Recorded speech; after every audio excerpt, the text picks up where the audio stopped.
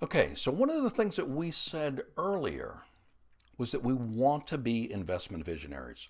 We want to separate ourselves from the crowd. We want to be one of the unusual ones, the few who do, versus the masses that passes. And in order to be an investment visionary, you've got to have an opinion. And you got to make a recommendation, and it can't be you just want to hold tight. We talked about that earlier. If you're making calls to your clients, seeking meetings, and the highest outcome that you're looking to achieve is, I would just like to be able to talk them off the ledge. I would like to keep them here. I want to keep the assets on the books so I can continue to collect the fee. Then you have no chance of having higher or better outcomes come out of the meeting because your hurdles are too low. So you want to have a much stronger plan of attack of what you're going to do. You need a specific plan of attack. So here's something to think about.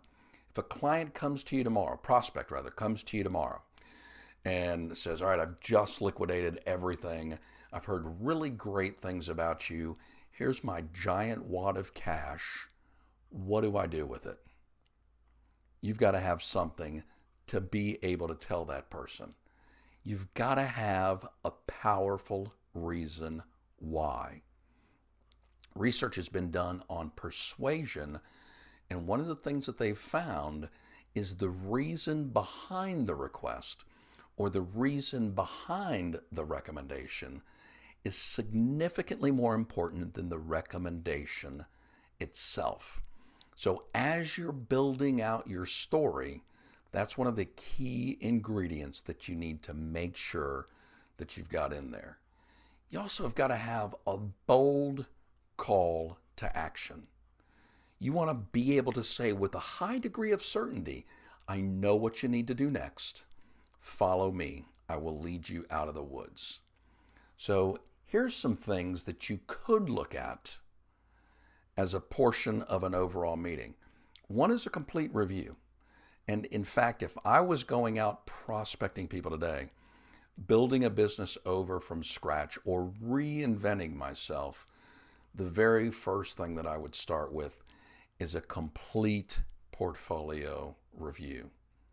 Research has told us over and over again, affluent and ultra affluent investors, one of the things that they desire to have most is a written plan of action that they can refer to find out if they're on track or not, and use as a guidepost to get back on track again if they get off track. Kind of a financial GPS, if you will. So that would be something that I would look at in every conversation. Step number one is we want to do a complete review, not just of the assets that you've got with me, of everything, including your retirement assets, including money that you've got elsewhere. Number two, if you haven't included variable annuities in your repertoire up to now, it may be something that you want to consider adding. I mean, think if you could turn the clock back 18 months to 2 years, and a lot of the people that you had in straight mutual funds or straight individual securities, if they had been wrapped inside of a variable annuity and had those living benefits and had those death benefits and had the high watermarks and the quarterly or annual resets, those clients would feel a lot happier and a lot more comfortable. And it's interesting, if you have a conversation with people and bring that up, their tendency is to get a little fired up about their broker and begin to wonder, how come my current advisor never showed me any of those strategies? Another thing that you could show virtually anyone right now is lifetime income planning. We talked earlier about the things that people are really concerned about, and a large number of people are concerned about whether or not they're going to have enough money to retire, or if they've already retired, if they've got a big enough nest egg set aside to continue to be retired. And a lot of people find, even in good markets, that their burn rate going through their assets is a whole lot higher than they really considered, because many times they've never been on a budget before, and they think, well, 5,000 or 7,000 or 9 or whatever the number is a month is going to be enough. But really, when they sit down and start to track what it is that they're spending, they're noticing that they're actually spending a factor of 1.5 to 2 times what they thought was what they needed in order to get by. Combine that with the market decline, and people are pretty worried about it.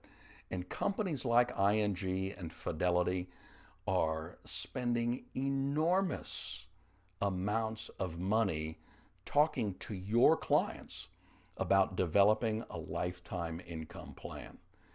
And you'll be able to leverage, literally join the conversation that's going on in their head if you add this to your repertoire. Next, some sort of an inflation hedge. You know, a lot of the experts who predicted that these markets are going to go down, and you're watching this on YouTube, you can do a search for Jim Rogers or Peter Schiff on YouTube. Dial the clock back, look at some of the posts that are sitting up there from late in 2007, early in 2008. They were predicting the decline of Fannie Mae, Freddie Mac, commercial banks, and investment banks.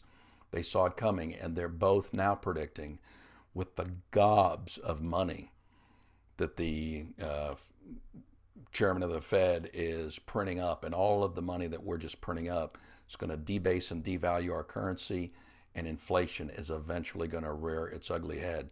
So that may be a strategy that you could sit down and talk to a lot of your clients about, either commodities or real estate in the right circumstances can be very, very attractive investment options for you. So finally, we want to make sure that we're using referral strategies. If you're familiar with my program, the 90-Day Dazzle, that is a very complete, extremely successful new client marketing campaign that as you're meeting with your clients now and capturing any of those 5 goals, you can run them through this program. Recognize all of the public events that you do that you're inviting clients en masse. Those are phenomenal referral catalyst events. So as you're sending out the invitation, sending it out to valued clients and guests. And when they call into RSVP and talk to your sales assistant, have your sales assistant said, one of the things that John wanted to make sure that I reiterated to you, that this is a phenomenal opportunity to bring anybody that you think can benefit from our products, our services, or expertise. And my friend Duncan McPherson of Pareto Systems recommends that you give yourself as a gift. Tell your clients that you've set aside 10% of your time, both for your telephone appointments and in-person appointments, to meet with anybody in their circle of influence that could benefit from having a second opinion. If your clients are religious in nature, Bible talks about giving 10% of your income as a tithe. You can kind of get in sync with that by giving 10% of your time. And you can say to your clients, you know, I may not invite them into my practice, but it doesn't matter. This is my gift to you. So here's some additional resources that you can find on either of the websites that I'll show you in just a second. First of all, I've got an audio series called Building Your Ultimate Value Proposition, which will take you through designing ideal client profiles and getting a way of presenting yourself that passes all 4 of those tests that we've got before.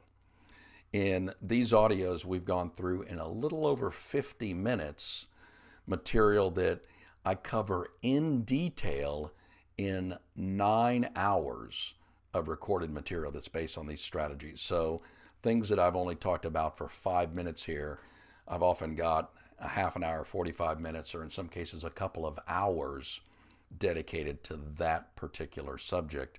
And if you want to get beyond just awareness of the material, and we're all familiar with the gap between knowing what we should be doing and what we actually are doing, to creating the habits and really getting these things integrated into your practice, in the very near future, I'm going to be holding a Catalyst Masterclass, which you may want to participate in. So here's how you can find out more about that. If you're in the general channel, you can go to Advisor Business Institute, Catalyst.htm. You need to use the small c.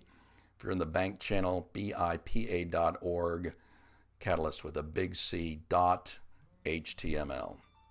Hope you've enjoyed this series of screencasts, and I hope our paths cross soon and often.